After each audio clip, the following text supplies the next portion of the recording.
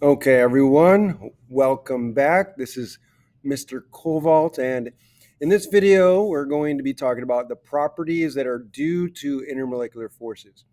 And so, what that means is now that we've covered intermolecular forces, we can talk about what are called these bulk properties, these properties that are influenced or affected by the intermolecular forces themselves. So these would be properties like melting point, boiling point, surface tension, things like that, that you either can have a larger surface tension or a smaller surface tension depending on how strong the intermolecular forces are.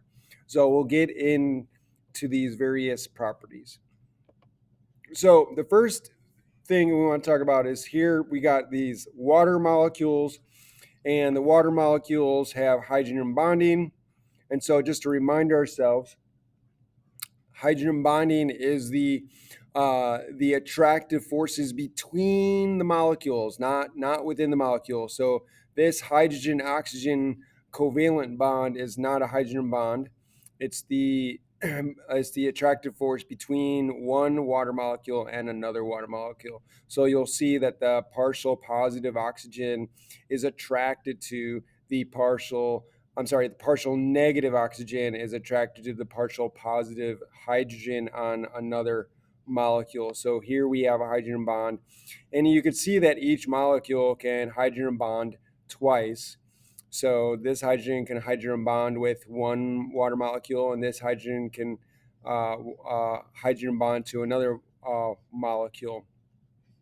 And you can see that this oxygen can hydrogen bond with two other hydrogens because we have those two lone pairs. Those two lone pairs on the oxygen are involved in the hydrogen bonding. And so, because hydrogen bonding is the strongest of the three intermolecular forces, this is going to have an influence on things like boiling point. Water has a very high boiling point compared to other molecules that have the same size because of the hydrogen bonding. These are especially strong hydrogen bonding. These are especially strong intermolecular forces or attractive forces between the molecules.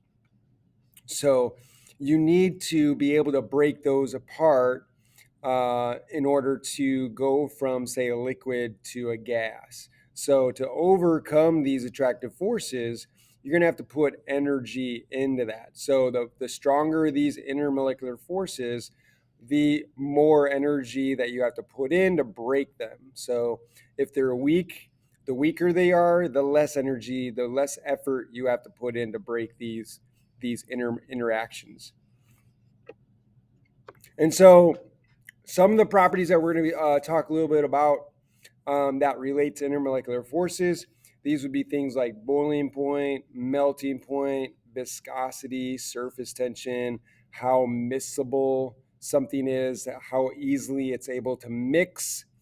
Okay, so when we're talking about boiling point, melting point, viscosity, and surface tension, here we're looking at how strong the intermolecular forces are. So the idea is when you increase the intermolecular force, these properties increase too. So the stronger the force, the higher that property. And so we'll talk about that a little bit in the moment. So I'll mention a little bit right now. So for boiling point, right? So remember, what are you doing when you boil something? So if I have a pot of water, I'm putting heat into it. And so what does heat do to the molecules? The heat is making them move faster. And so the faster they move, the more able, the weaker those attractive forces are going to become. So I'm overcoming those attractive forces if I can get those molecules to move faster. So the more energy I put into boiling my water, the faster I make the molecules move. The faster they move, the more they can overcome the attractive forces, and then they can become a vapor, they can evaporate, right? So If the intermolecular forces in my substance are strong, then I need to put more energy in, which means I got to raise the temperature of the solution or the substance to a higher level before I can get it to boil, right? Um, if the if the intermolecular forces between the molecules is very weak, then I don't need to put a lot of energy into it, and so therefore the boiling point is going to be lower because I don't need to put in as much heat in order to get it to boil. So that's the idea between the IMF. So stronger IMF means that you're going to have a higher boiling point. Same thing for melting point, right? So when we have a solid, everything is kind of locked into place. The atoms are locked into place. The molecules are locked into place. So the solid, if we melt it, then we turn it into a liquid. And for it to be a liquid, that means the molecules and the particles are going to be moving, right? So here, when you go from a solid to a liquid, you're putting energy into it to get them to move faster, to get the atoms or the molecules to move. And once they move, they're going to move out of place. They're going to start to move from place to place, and that's when melting begins. At what point that happens depends on how strong those intermolecular forces are. The stronger the intermolecular force, the more energy you need to put in, and therefore the melting point is going to have to be raised higher to get it to melt. So those are a couple of examples. Same thing for viscosity, right? Viscosity is how easily something is flows, how easy it flows, right? So viscosity is a resistance to flow, right? So the more viscous something is, the more it's resistant to flow, and therefore the less likely it's going to flow uh, out of a cup or something like that. So, for example, if I have a cup of molasses or honey versus a cup of water, right? So if I have a cup of water and I knock it over, the water flows out really easily because it has got a low viscosity. But if I have something like molasses or honey in my cup, if I knock the cup over by accident, I can easily pick it up before the honey or the molasses flows out of the cup. So it's very viscous. Honey and molasses has a high viscosity because their intermolecular forces are very, very high compared to that of water. So higher intermolecular forces means you're going to have a higher viscosity and it's going to be less able to flow. And the same thing with surface tension. Surface tension is basically the amount of energy you need to put in molecules to break apart the surface. So the stronger the intermolecular forces, the stronger that they're going to bind together, and it's going to take more energy. Okay. And miscibility, the idea of being able to mix together, you want to remember the rule like dissolves like. So if you have polar substances, then those will mix very easily. So polar will mix with polar. Polar and non-polar will not mix because they're not alike. So polar substances will mix with polar. So like dissolves like. So uh, dissolving is like mixing. Non-polar substances will dissolve with non-polar substances. They'll mix very well together. So that's the idea of like dissolves like. So that's has to do with the fact that they have very similar uh, intermolecular forces. So non-polar substances only have London dispersion forces, LDF, right? So because they have only London dispersion forces, they have this similar intermolecular forces, and so they're going to mix together. Polar substances have dipole-dipole. So dipole-dipole are the predominant forces, and so because they share the dipole-dipole interactions, they're going to mix together as well. But polar and non-polar have different intermolecular forces.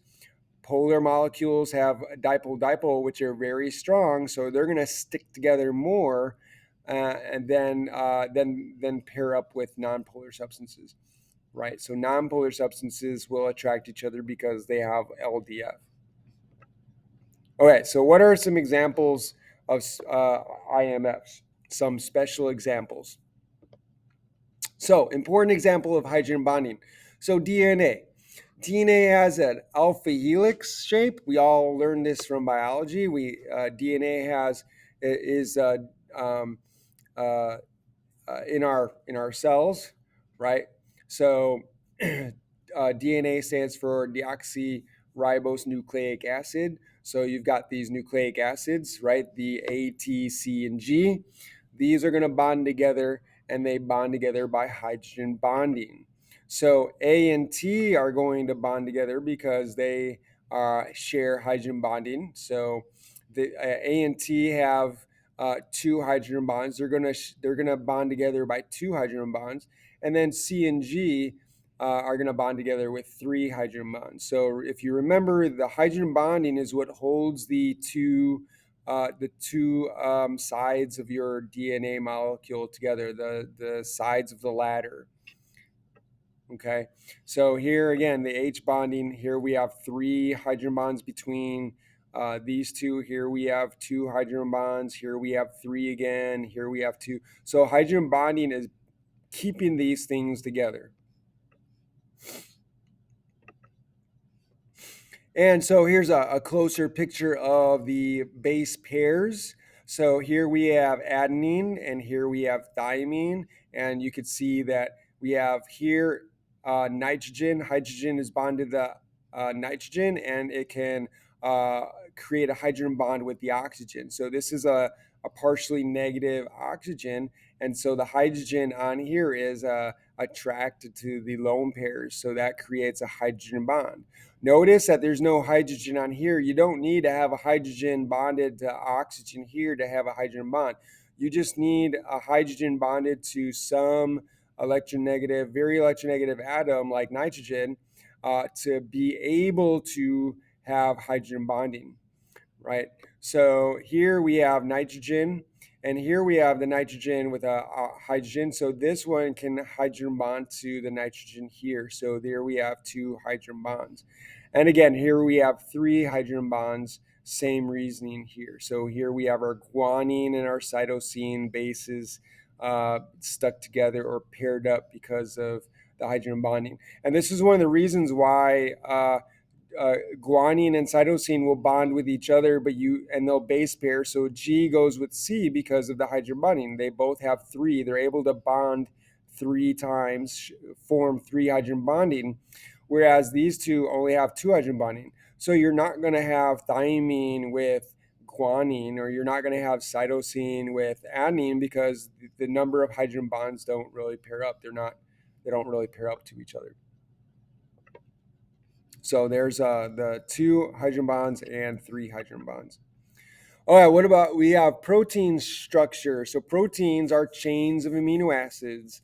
And so there's the primary structure, which is just the chain itself, the ordering of the um, amino acids. So the amino acid order is your primary structure. And then you have your secondary structure where the protein chains can fold on each other. And that can form what are called beta sheets or alpha helixes. So the secondary structure would be something like this, right?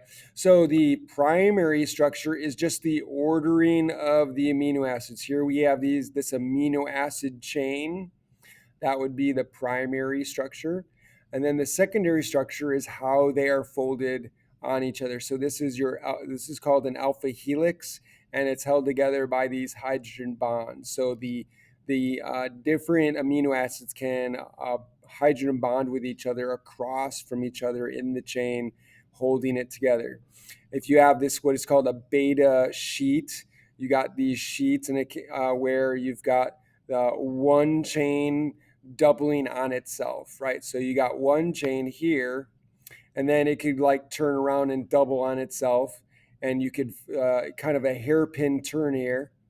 And so the double bond, the hydrogen bonds across from each other hold it together. So here you have the hydrogen bonds across from here forming a sheet, a little sheet here. Here it's a helix shape, but the hydrogen bonds are holding it together.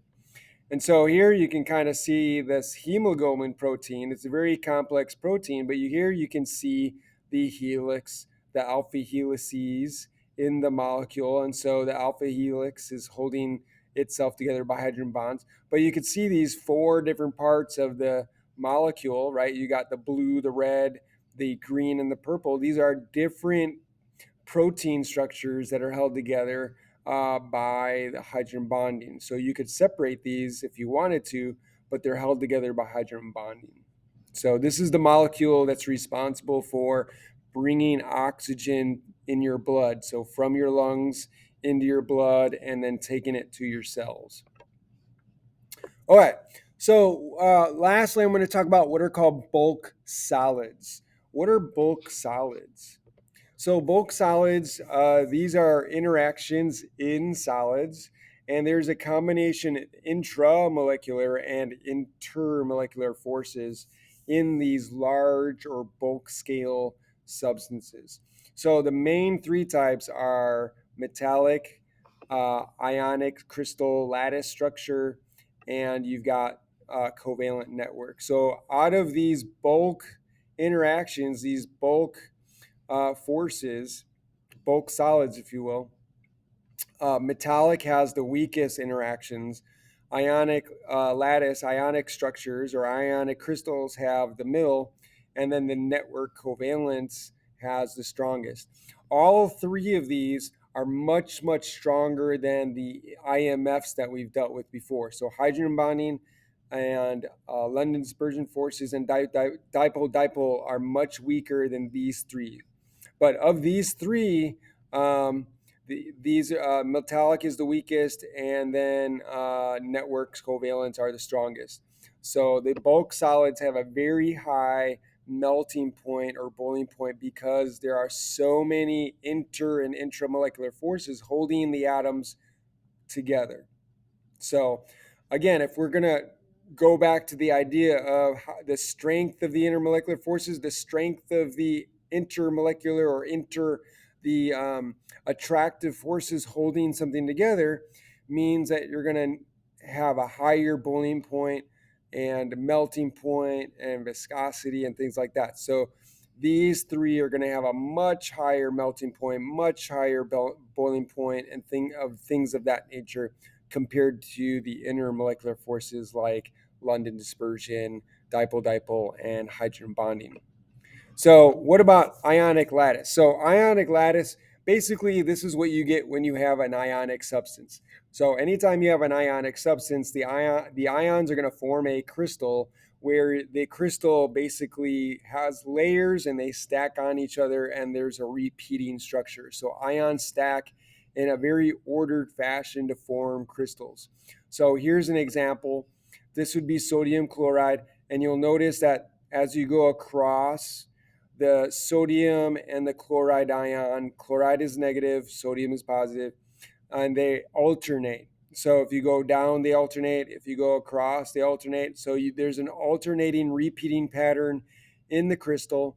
So you could see that for every chloride ion is surrounded by six positive sodium ions. There's one behind and then there's one in front, and you got the four on the side here. Same with the chloride ion, it's got six surrounding. So this is a repeating pattern.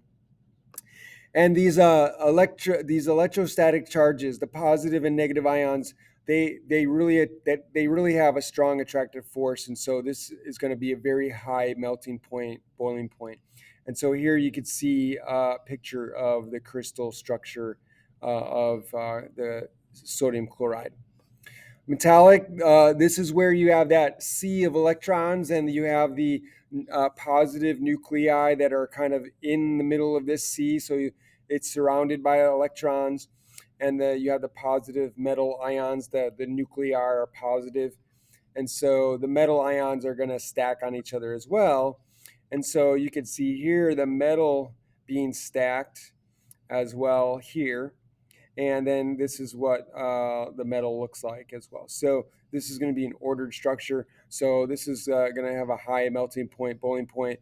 but not as high as, say, the ionic substance. Ionic substances will have a higher melting point, boiling point. And what about network covalent? No, network covalent solids. This is where everything is bonded together. All the atoms are bonded together multiple times in a continuous network. So this isn't like having molecules together. This is like everything is bonded by covalent bonds. So here's an example. Carbon can come in two forms. So here you can see all of the bonds, all of the carbon atoms are bonded 4 times to each other. So every carbon in this structure is bonded 4 times. So that 4 covalent bonds is really going to hold that together. This is an example of what you see in diamonds. Diamond is pure carbon. So you have carbon atoms that are bonded in this covalent network. And so they are really strong and they're really held together in place. It's really going to be hard to move these out of place. Here you have these covalent bonded carbon as well. So you can see the six-sided figures, six-sided holes here, and you've got these sheets of carbon, and they're going to be held together by what London dispersion forces between them, but within them you have these bonds. So each carbon looks like it's bonded 3 times, and you've got these plates, these sheets of carbon held together. Now, these are not held together very strongly. This is an example. This is what graphite looks like. Graphite is the lead in your pencil. And as you know, when you draw or use your pencil and you rub it against the paper, the lead goes onto your paper. The lead comes off and it goes on your paper. So when you're rubbing the lead against the paper, you're rubbing these sheets off very easily. So these are not strongly tied together, but the sheets themselves are strongly held together. But not the carbons within the sheets are held together, but the sheets themselves are not really strongly held together. So you can take the sheets off pretty easily. So diamond on the left and graphite on the right. So diamond is a much, much, much stronger substance than graphite, but they're made out of exactly the same material, carbon, but they're just bonded differently. So that makes all the difference. So both of these are examples of network covalent substances. And so if we're going to do an overall ranking of all 6 of these, then for your IMFs, your nonpolar covalent is going to be your London dispersion forces. That's the weakest, followed by polar covalent, which is your dipole-dipole, right? That's your polar molecule, your nonpolar molecule. So your weakest is London dispersion, followed by dipole-dipole, and then your hydrogen bonding. So these first 3 are your intermolecular forces, so that these are going to be your weakest, so in order. But then compared to your next ones, right, so this is kind of a mixture of intermolecular as well as intramolecular. And so the weakest of these 3 is going to be metallic bonding. Ionic bonding is next, and then your network covalent. So this would be the overall ranking of the intermolecular forces from weakest to strongest. And these guys, these last 3 on the right, those are, I would say, a mixture of intermolecular forces and intramolecular forces. So these aren't pure intermolecular forces. So that's why these are much higher, much stronger than these. These are just intermolecular forces. So I hope that is helpful. Uh, if you want to learn more about geckos, you can go to this video here, and it'll talk about how they defy gravity. It's really interesting. And then you've got crash course on liquids, so that would be interesting to watch if you're interested. So that's it for this video. I hope you enjoyed it. Please, if you like this video, please like the video, share the video, subscribe to my channel. Hit that notification bell, and also put a comment in the comment section for anything that you have questions about or have comments about. Thanks for joining me and have a great day.